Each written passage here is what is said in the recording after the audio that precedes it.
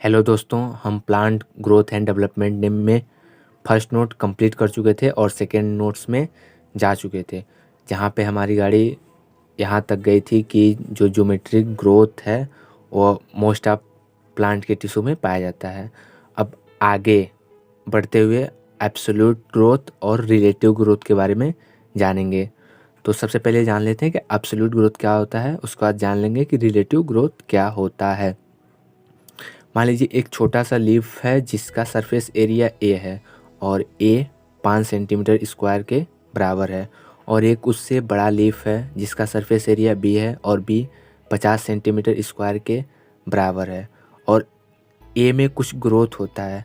तो ए जो लीफ है उसमें कुछ ग्रोथ होके ए 5 से 10 सेंटीमीटर में बदल जाता है, 10 सेंटीमीटर स्क्वायर में बदल जाता है, और बी जो है ग्रोथ करके बी डैश 55 सेंटीमीटर स्क्वायर में बदल जाता है। अगर हम इसका एब्सोल्यूट ग्रोथ निकालें तो एब्सोल्यूट ग्रोथ बराबर final growth minus initial growth.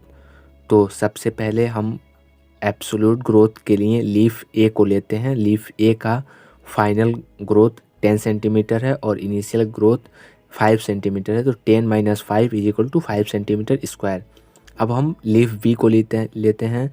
B में एब्सोल्यूट ग्रोथ के लिए इनिशियल ग्रोथ जो है वो 50 है और फाइनल ग्रोथ 55 है, तो 55 minus 50 is equal to 5 centimetre square.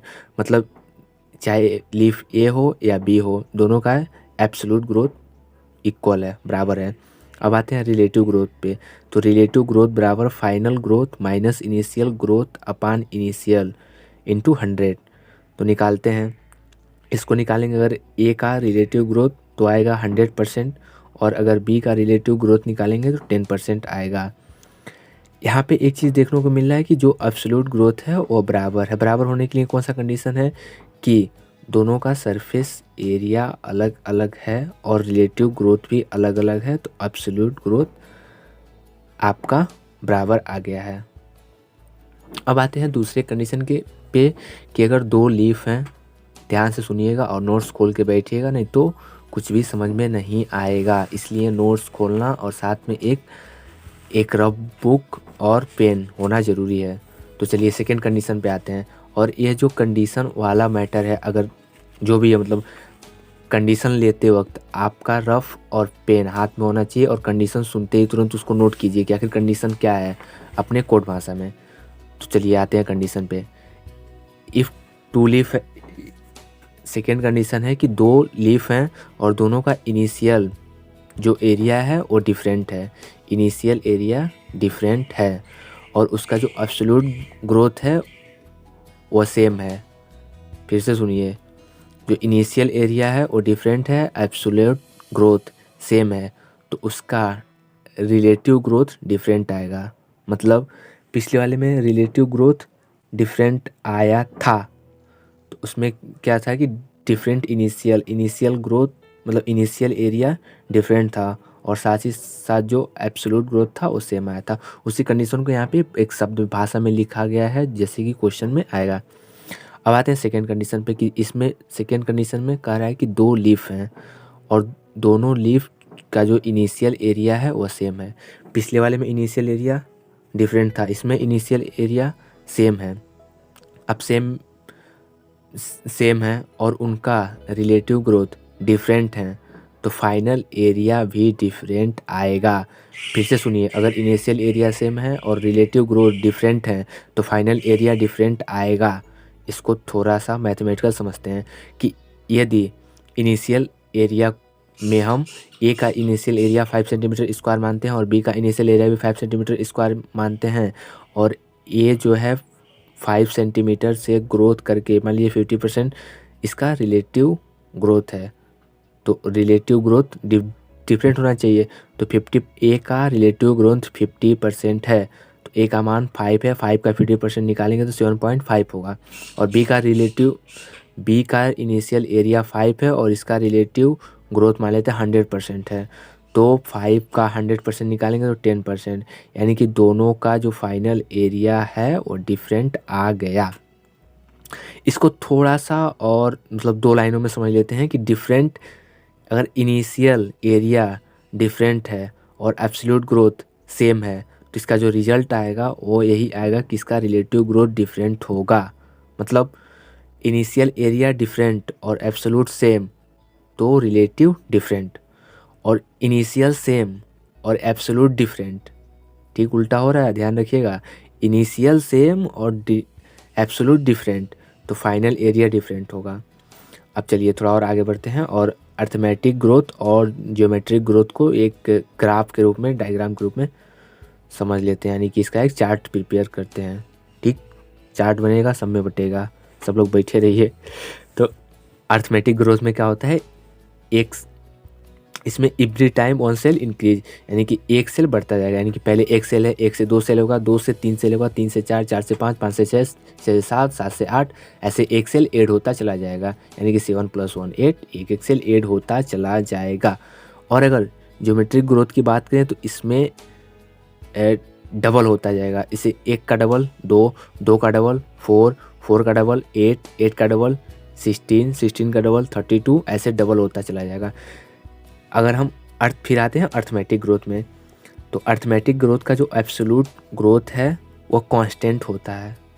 Arithmetic growth का एब्सोल्यूट ग्रोथ कांस्टेंट होता है। क्यों कांस्टेंट होता है भाई, निकाल लीजिए। एब्सोल्यूट ग्रोथ का फार्मूला क्या होता है, फाइनल माइनस इनिशियल।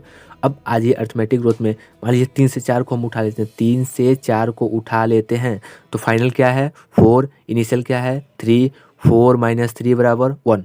मान लीजिए हम 7 और 8 को उठा लेते हैं तो फाइनल क्या है 8, इनिशियल क्या है 7, 8 - 7 = 1। यानी कि कहीं से भी उठाएंगे आपको एब्सोल्यूट ग्रोथ कांस्टेंट ही मिलेगा, एक एक एक एक एक ही आएगा। अब हम बात करते हैं ज्योमेट्रिक ग्रोथ की। तो ज्योमेट्रिक ग्रोथ में चूंकि इसमें क्या हो रहा है कि दूना हो रहा है, 2 का 4, 4 के 8, 8 का 16, 16 का 32, ऐसे।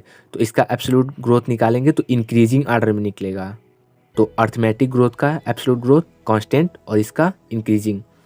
अब एब्सोल्यूट अर्थमेटिक ग्रोथ का रिलेटिव ग्रोथ निकालते हैं तो रिलेटिव ग्रोथ क्या होगा, डिक्रीजिंग होगा। आप खुद निकाल के देख लीजिएगा, इसको मैं नहीं बताऊंगा। अब ज्योमेट्रिक ग्रोथ में जो रिलेटिव ग्रोथ है वो कांस्टेंट होगा, इसको भी आप निकाल के देख लीजिएगा, अभी मैं नहीं बताऊंगा। तो अर्थमेटिक ग्रोथ और ज्योमेट्रिक ग्रोथ को फिर से समराइज कर लेते हैं कि अर्थमेटिक ग्रोथ में एक सेल ऐड होता चला जाता है, एक एक सेल ऐड होते चले जाते हैं, और ज्योमेट्रिक ग्रोथ में दूना होता चला जाता है। अर्थमेटिक ग्रोथ में एब्सोल्यूट ग्रोथ कांस्टेंट होता है और रिलेटिव ग्रोथ डिक्रीज होता है। लिखते जाइए कोड भाषा में, एब्सोल्यूट ग्रोथ कांस्टेंट होता है, रिलेटिव ग्रोथ डिक्रीज होता है, और ज्योमेट्रिक ग्रोथ में एब्सोल्यूट ग्रोथ इंक्रीज होता है और रिलेटिव ग्रोथ कांस्टेंट होता है। चलिए अब थोड़ा सा और आगे बढ़ते हैं और भी चीज़ों को देखते हैं। कंडीशन ऑफ ग्रोथ, ग्रोथ के कंडीशन को देखते हुए, वो भी प्लांट के ग्रोथ के, एनिमल ग्रोथ नहीं देखेंगे। तो कंडीशन सबसे पहले वाटर आएगा, फिर न्यूट्रिशन, ऑक्सीजन, टेम्परेचर, ग्रेविटी और हार्मोन्स। तो सबसे पहले वाटर को देख लेते हैं कि एक नॉर्मल सेल है, नॉर्मल सेल में जितना वाटर ऐड होता जाएगा उतना ही उस सेल में टर्जिडिटी आती चली जाएगी, यानी कि टर्जिडिटी इंक्रीज होगी। यानी कि वाटर का पहला उपयोग, water increase turgidity which is require for increase size for plasmic growth, क्योंकि साइटोप्लाज्म का ग्रोथ यानी कि प्लाज्मिक ग्रोथ के लिए सेल में पानी का जाना, वाटर का जाना आवश्यक है, क्योंकि बिना वाटर के इंटर किए प्लाज्मिक ग्रोथ नहीं होगा। अब वाटर का दूसरा उपयोग क्या है, growth require synthesis many compound for this enzyme require, क्योंकि आपको पता है कि किसी भी लिविंग बॉडी में जितने भी रिएक्शन होते हैं, मतलब जितनी भी मैकेनिज्म चलते रहते हैं, रिएक्शन चलते रहते हैं, उनमें एंजाइम की आवश्यकता पड़ती है। बिना एंजाइम के नहीं चल सकते और एंजाइम बिना वाटर के नहीं चल सकते, इसलिए वाटर की महत्व, उसका उपयोग बढ़ जाता है, इंपॉर्टेंस बढ़ जाता है, और वाटर मीडियम के जैसा एक्ट करता है एंजाइम में। दूसरा बात कर लेते हैं न्यूट्रिशन का। वाटर हो गया, अब न्यूट्रिशन। न्यूट्रिशन में मैक्रो और माइक्रो दोनों तरह के न्यूट्रिशन रिक्वायर हैं सॉइल के लिए, मिट्टी के लिए। तीसरा बात कर लेते हैं ऑक्सीजन की के लिए। तो आपको पता है कि ग्रोथ के लिए एनर्जी चाहिए। एनर्जी कहाँ से आएगी भाई? रेस्पिरेशन से। रेस्पिरेशन कैसे होगा? ऑक्सीजन से। इसलिए ऑक्सीजन भी ज़रूरी है। टेम्परेचर की बात कर लेते हैं तो प्लांट के लिए एक टेम्परेचर रेंज रिक्वायर होता है, क्योंकि उसमें एंजाइम होते हैं और आपको पता है कि एंजाइम एक निश्चित टेम्परेचर पे ही काम करते हैं। अगर टेम्परेचर बिलो 10 डिग्री हो जाए तो जो एंजाइम की फ्रीक्वेंसी है, उसकी जो कार्य करने की क्षमता है वो बिल्कुल कम हो जाएगी, लेस फंक्शनल हो जाएंगे। पांचवा बात करते हैं ग्रेविटी की, तो ग्रेविटी भी इफ़ेक्ट करता है प्लांट के ग्रोथ को। अगर हम फिर बात कर लेते हैं हार्मोन्स की, तो हार्मोन्स भी प्लांट के ग्रोथ को कंट्रोल करता है। फिर से समराइज करते हुए कि कौन कौन से कंडीशन है, कौन कौन से ऐसे फैक्टर्स हैं जो ग्रोथ को अफेक्ट कर सकते हैं। पहला वाटर, वाटर बहुत ही ज़रूरी है, वाटर बिना तो ग्रोथ होगा ही नहीं। दूसरा न्यूट्रिशन, न्यूट्रिशन भी ज़रूरी है क्योंकि बिना खाए तो कुछ बढ़ना है नहीं। तो सबसे पहला वाटर, दूसरा न्यूट्रिशन, तीसरा ऑक्सीजन, चौथा टेम्परेचर, पाँचवा ग्रेविटी और छठवां हार्मोन्स। टोटल 6 हैं। अब डिफ्रेंसिएशन, डी डिफ्रेंसिएशन, रीडिफ्रेंसिएशन की बात कर लेते हैं। तो कहानी शुरुआत होती है कुछ डिफ्रेंसिएशन से। डिफ्रेंसिएशन का मीनिंग समझते हैं। सबसे पहले मान लीजिए कुछ मेरी स्टेमेटिक सेल है जो इलोंगेशन करके अपने प्लाज्मेटिक ग्रोथ करती हैं। इलोंगेशन हुआ, इलोंगेशन के बाद वो सेल मैच्योर हो जाती है। मैच्योर मतलब उनका साइज फिक्स और रोल फिक्स हो जाता है, परमानेंट सेल में तब्दील हो जाती हैं। मेरी स्टेमेटिक सेल जो है डिफ्रेंसिएशन शो कर सकती हैं। कब शो करेंगी भाई? परमानेंट सेल होने के लिए, यानी कि मेरी स्टेमेटिक सेल परमानेंट सेल होने के लिए डिफ्रेंसिएशन शो करती हैं, या फिर इसी क्रिया को डिफ्रेंसिएशन कहते हैं। अब डिफ्रेंसिएशन से दो तरह के सेल बन सकते हैं, लिविंग भी बन सकते हैं और डेड भी बन सकते हैं। जैसे एग्जांपल में अगर बात करें तो डिफ्रेंसिएशन से रूट सेल बनते हैं जिसमें हेयर भी पाए जाते हैं, यह एक प्रकार के लिविंग परमानेंट सेल हैं। और डिफ्रेंसिएशन से ही ट्रेकिएट पाए जाते हैं जो कि जाइलम का ही एक पार्ट है, और यह एक डेड परमानेंट सेल है। ठीक, डिफ्रेंसिएशन परमानेंट सेल देते हैं and type of permanent cell depend on location. Location पे डिपेंड करते हैं कि वो कहाँ पाए जाते हैं। जैसे अगर रूट सेल में डिफ्रेंसिएशन होता है और उससे एक रूट सेल बनता है, एक प्रकार की मेरिस्टेमेटिक सेल में डिफ्रेंसिएशन होता है और डिफ्रेंसिएशन होकर रूट सेल बनता है, वो भी रूट हेयर के साथ, तो ये लिविंग सेल होगा। आपको पता है अगर यही डिफ्रेंसिएशन जाइलम के मेरिस्टेमेटिक सेल में हो जाए और उसमें लिग्निन डिपॉजिट हो तो यह डेड सेल होगा, नोन एज ट्रैकेट। अब एक नन्हे से मुन्ने से पौधे का जो है देख लेते हैं कि उसमें कहाँ पे मेरिस्टेमेटिक है। तो सबसे ऊपर आपको पता है मेरी एपिकल मेरिस्टेमेटिक पाया जाता है जो कि प्राइमरी मेरिस्टेमेटिक है। अब मेरिस्टेमेटिक का टाइप क्या होता है? दो टाइप के, आज थोड़ा ज़्यादा हकला रहा हूँ तो कोशिश कर रहा हूँ कि वीडियो में ये जो हकलाहट हो ना आए, लेकिन फिर भी देखते हैं। Types of meristematic cell. तो मेरिस्टेमेटिक सेल दो प्रकार की होती हैं, प्राइमरी और सेकेंडरी। इसको समझने के लिए एक छोटा सा जो है इमेजिनेशन करते हैं कि मान लीजिए एक सीड है। सीड में क्या होता है? सीड में एक छोटा सा एम्ब्रियो होगा। एम्ब्रियो में क्या होगा? प्राइमरी मेरिस्टेमेटिक होगा। तो प्राइमरी मेरिस्टेमेटिक सेल वे सेल होते हैं जो स्टार्टिंग से ही प्रेजेंट होते हैं प्लांट में। तो स्टार्टिंग से एम्ब्रियो होता है, एम्ब्रियो में जो मेरिस्टेमेटिक सेल होते हैं वो प्राइमरी मेरिस्टेम या मेरिस्टेमेटिक सेल होते हैं। अब मान लीजिए एक परमानेंट सेल है, वह परमानेंट सेल डिवाइडिंग सेल में तब्दील होना चाह रहा है, तो उसको करना पड़ेगा डी डिफ्रेंसिएशन, और वो डी डिफ्रेंसिएशन करके डिवाइडिंग सेल में तब्दील तो हो जाएगा, लेकिन उसको हम प्राइमरी मेरिस्टेमेटिक न कह के सेकेंडरी मेरिस्टेम कहेंगे। अब डी डिफ्रेंसिएशन को थोड़ा और गहराई से जानते हैं, थोड़ा और गहराई में जाते हैं। तो मान लीजिए एक स्टेम का हम टीएस काटते हैं तो सबसे बाहरी परत जो होगी वो एपिडर्मिस होगी, आपको पता है। उसके बाद कॉर्टेक्स पाए जाएंगे जो कि एक परमानेंट सेल है। यही कॉर्टेक्स डी डिफ्रेंसिएशन करके कॉर्क कैम्बियम बनाती है जो कि सेकेंडरी मेरिस्टेम है। ये हो गया आपका पहला एग्जाम्पल। दूसरा एग्जाम्पल हम जाते हैं और अंदर वैस्कुलर कैम्बियम के लिए। तो आपको पता है जाइलम फ्लोएम होते हैं। जाइलम फ्लोएम के बीच में इंट्राफेसिकुलर पाया जाता है और वह इंट्राफेसिकुलर के बीच में जो है मेडुलरी रेज पाए जाते हैं। मेडुलरी रेज डी डिफ्रेंशिएशन करके वैस्कुलर कैम्बियम का निर्माण करते हैं, वैस्कुलर कैम्बियम फॉर्मेशन करते हैं। इसको थोड़ा और अच्छे से जानने के लिए एक और टीएस लेते हैं जिसमें रूट और स्टेम दोनों का टीएस आ जाता है। तो आपको पता है सबसे पहले वो एपिडर्मिस है, उसके बाद उसमें है cork cambium. Cork cambium 100% secondary होता है। उसके बाद आता है वैस्कुलर कैम्बियम। वैस्कुलर कैम्बियम में कुछ सेल प्राइमरी होते हैं, कुछ सेकेंडरी होते हैं, इसको अभी देख लिया जाएगा। स्टेम है, स्टेम के नीचे फिर नीचे रूट में भी वही होगा, सबसे बाहर एपिडर्मिस, उसके बाद कॉर कैम्बियम, फिर वैस्कुलर कैम्बियम। अब हम वैस्कुलर कैम्बियम को और अच्छे से देखने के लिए एक स्लाइड और बनाते हैं और एक कंप्लीट वैस्कुलर कैम्बियम का रिंग लेते हैं। बाहर की तरफ फ्लोएम है, अंदर की तरफ जाइलम है और जाइलम और फ्लोएम के ठीक बीच में इंट्राफेसिकुलर कैम्बियम है। और इन दो जाइलम और फ्लोएम के बीच में, मतलब एक तो हो गया जाइलम फ्लोएम के बीच में और एक जाइलम फ्लोएम के बीच में फेसिकुलर कैम्बियम है जो कि सेकेंडरी मेरिस्टेम है। और यह फेसिकुलर कैम्बियम या सेकेंडरी मेरिस्टेम मेडुलरी रेज के डी डिफ्रेंशिएशन से बनता है। ऊपर हम बोले थे कि वैस्कुलर कैम्बियम में कुछ सेल प्राइमरी भी होते हैं। वो प्राइमरी सेल कौन है? जो जाइलम और फ्लोएम के बीच में इंट्राफेसिकुलर कैम्बियम है वो प्राइमरी होता है, वो पहले से ही प्रेजेंट होता है।